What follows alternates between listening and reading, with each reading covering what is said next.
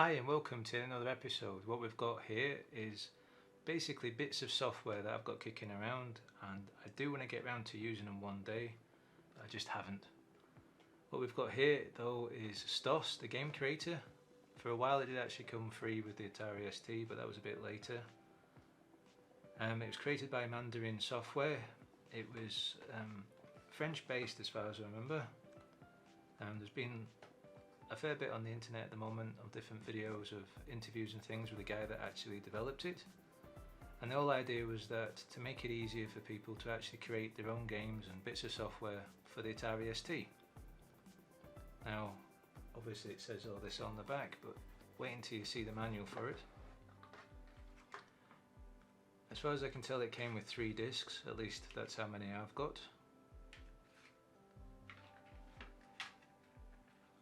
This book, or this manual, obviously was out in the sun a little bit. It's got a bit sun-kissed on someone's windowsill. But a quick thick flew, you can see that there's quite a few pages to get in your head round. If you really want to go all the way to the back, you'd be going to page 283. And that's before the index, or STOS basic commands are there. So that's the index there at page 275. So everything else you're supposed to get your head wrapped around and learn how to program.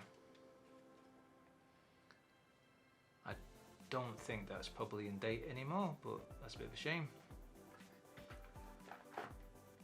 So I stick that back in, and on top of this I've also got the STOS compiler, which basically makes it into machine code or a lower level language that the computer understands, and so that it can run an awful lot faster. In fact, it actually says here on the back, it says that it goes up to 50% faster, and the while end commands or repeat until commands are 10 times faster. So making your programs go at least 10 times faster is a fair jump, and obviously 50% faster is really nice. And what it does is also upgrades the original basic software up to a newer version, and it gives you a compiling software and a few extra bits, and then you have to get your head around this so that you can program and get it compiled properly. So that came out in 1989. I doubt the discs still work, but I'm sure there's possible other ways of getting it going. You can see that underneath the sticker they were actually shifting it as Atari ST, and then they've updated it with a newer sticker with Atari STE. For you yourselves, you can maybe see a little bit of a grey bit, but I can see that it says ST down here, sort of like this sticker, and they've put a round sticker over the top. So that's for the ST, but there were other parts to this that you could get. There was a Maestro part that helps you do the sound and music better, and there was also a Sprite 600, if I remember right, that allowed you to do the graphics even better. I think it was so it was enhanced for the Atari STE and maybe for the Falcon at a later date. But that's what I've got there. Obviously I don't know much about it, but it's what I do have. Now that was just for the ST. I do have other bits for the Amiga. A fair bit more for the Amiga. So let me just put these on the floor and pause this video. So on to the Amiga stuff now. Now AMOS is basically STOS, but for the Amiga. It's created by the same people, by the same French-based company. And so the whole idea, yet again, was so that you could do stuff on the Amiga and learn basically a form of BASIC, but especially for the Amiga, and it got you going. So as you notice, it comes in a smaller box than it did for the STOS. And there I seem to have 4 discs, which has the Sprite 600. I'm not too sure if this was supposed to come with this, or I've been lucky and it's in there. So let's have a look at the manual, see if it is supposed to be in there. There's some read this first and do this, that and the other. And so it came out in 1990, so a little while after STOS did. it's telling me to do some read-only version of AMOS and things like that, and congratulations for spending money. Handy index, newsletter. It's a shame if there was ever any more of those. I've not got them. Extra manuals, dear me. And then the manual itself, which is another thick one, but this one's a proper back book, not just ring binder. So how much are we supposed to get a head round on this one? So before the index, 288 pages supposed to get your head round, but of course it's smaller pages, so maybe that's why it's a bit more. Nice and heavy though. So, but supposedly the good thing about it was that if you already knew STOS, it supposedly isn't that difficult to get your head round AMOS. So let's get this back in here. I have a feeling that maybe this is another throw. That's what I was going to do, wasn't I? I was going to make sure the Sprites 600 actually came with this version, because as far as I know with the STOS version it didn't. Sorry, I should have looked that through. So let's see if there's a bit at the front that tells you what you're supposed to have got. Time to back up AMOS. Install it to a hard disk if you have one. No initial bits to say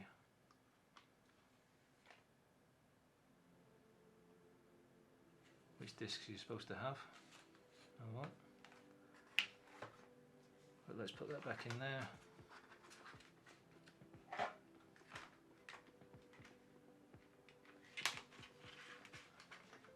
Trying to give the discs a bit of strength.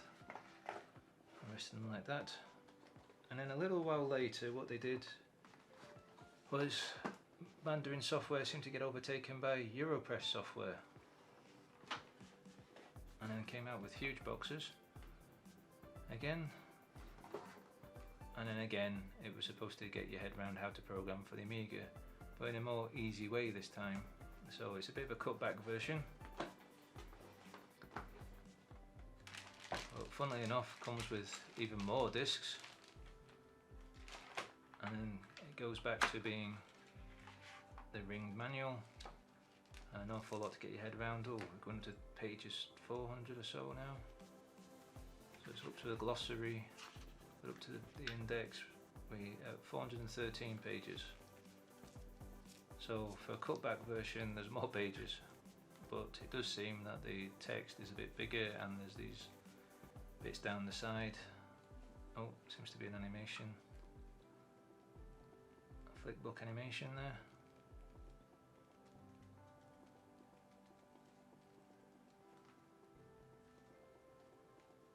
Let's see if we can do that again.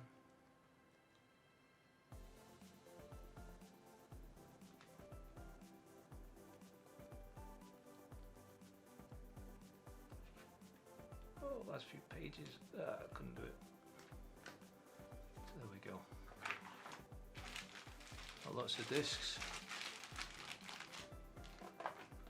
But we're not there yet though.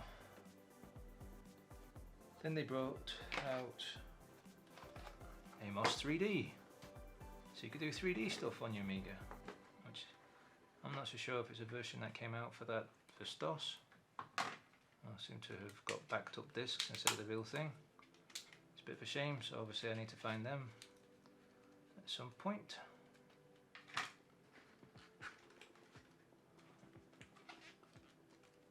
So to get your head around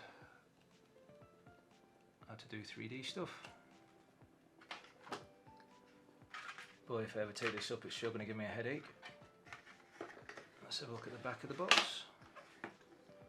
And it was £35 when it first came out, or maybe it was, but 1991. But it's Mandarin and Europress software, so not too sure what's going on there. But again, that's not all of it. Just let me juggle this around. Then they brought out AMOS Professional. So if you really want to get your head around things on how to compile, well, not compile, say how to get even more complicated, but this says it's a 1200 compatible.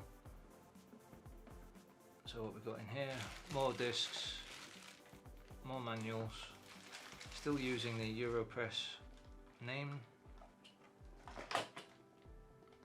applications supplement, and a registration postcard. An awful lot to get through. And this one is talking about the other versions. I'm not too sure why you'd bother, because if you're going to go for the professional, why would you bother buying Easy AMOS? But oh well. That's what they're pushing there. Bit of a silly thing to do, I think, to push that they've got the easy version out. What I've got for the index, oh, they've even got fancy pages numbering here. There's chapters and verses and all sorts. So it's not proper page numbers, but tells you where you are in your main chapter and then which subsection you are of that. And it's named up like a star date. But another very heavy book to have in your lap while you're trying to learn how to be a professional at AMOS. So obviously it's more complicated, and in the realms of more complicated, basically you've got more control over what you actually want to do and probably can do more things. And then to top it off with that, they had made a compiler for the professional version. Now they did make a compiler for the easy version, but I didn't see the point in getting the compiler for the easy version when the truth is, in the long run, the professional version will compile it. So there didn't seem any point doing that at the time of purchasing all these. But again, there's an awful lot to it. More discs, another manual, a fair few pages to get your head around on how to actually compile properly. Let's see what it says on the back. On here it reckons you can go up to 80% faster once you've compiled it. So that's a fair bit. And actually it mentions compatibility table, normal AMOS is compatible with this, that and the other. So you can upgrade the AMOS compiler. It's not compatible with Easy AMOS. So the AMOS compiler is not compatible with Easy AMOS. AMOS 3D is compatible with AMOS Professional, which is good. And the Professional compiler though will compile AMOS, Easy AMOS, and then obviously Professional stuff. So yeah, you can compile everything. So having this sort of trumps the rest of it. But this came out in 1993. But yeah, there doesn't seem to be a special Spite 600, so it must have come as part of AMOS. Now the other thing that, from what I understand, not everybody seems to know about it. Not that I'm any expert, I'm not saying I am, I haven't coded in a long time. But one thing was this, craft for AMOS. Now you might ask what craft does, and basically what it does, it adds over 160 new instructions to both AMOS and AMOS Professional, and it features the ability to generate both Julia and Mandelbrot fractal graphics at speeds previously reserved for assembler programmers. So basically you get to do interesting graphics like this, which at a faster speed, which you can't do normally if you just have the stock software. So, and because it doesn't sort of mention this on the back of boxes like AMOS Professional, people have forgotten about this craft for AMOS. So if you're interested in coding and everything for the Amiga and you have AMOS Professional and its compiler, you might want to get your hands on this if you want to do some quite interesting graphics or very interesting graphics. Now I've covered this in this video this week, because basically this past week I've had a bit of an annoying time of I've tried to do things and then they've not worked, boo-hoo, but they haven't, and then the things that I've sent off for to arrive haven't arrived on time, and then my Amiga itself decided to die and stop working, so I've had fun trying to get that up and running again. It seems, from what I can tell, it's actually down to the modern power supply unit, which is a real kick in the teeth for when you spent nearly £55 on the thing. But because I've not been using my Amiga full stop sort of every day since I purchased this power supply unit last year, there's no way of knowing that I'm basically not getting what I'm supposed to be coming out of it. I've asked online and it turns out it hasn't got all the technology in it that it should do. I'm no electrician, so I don't know what's what, but it doesn't have all the supplies to it. All that I know is that when I plug it in now, my Amiga 1200 just gives me a blank screen. On a widescreen, basically I'd get the 4:3 picture, which is grey, and then at the sides I'd get a black border as it was booting, and then of course I'd get the full picture when everything was set up properly. But with this power supply unit, for whatever reason, it's only just decided it wasn't going to give the Amiga the right amount of power or the right style of power. I'm not too sure, but the point is that it leaves me with a blank screen or black screen. The television understands that it's getting a picture, it just doesn't understand what to actually display. And with messing around with that and building up my Amiga again, that actually seems to have destroyed the SATA drive that I had in there with 240 gigs, and I had all the games installed and everything. That's been destroyed, so I'm going to have to start again. I did try putting a 480GB SSD drive in my Amiga using this, which is a 44 pin IDE to SATA, and sadly the Amiga just doesn't see it at 480GB. I do have that 4x eIDE 99 adapter, but even with that in, it doesn't even see the drive. I'm sure people are going to tell me, well, why don't you boot up and create a bootable disk so that the drivers for the eIDE work and all that sort of stuff. I've tried that and it still doesn't work. Now, I'm not saying that a 480GB drive wouldn't work as a second drive.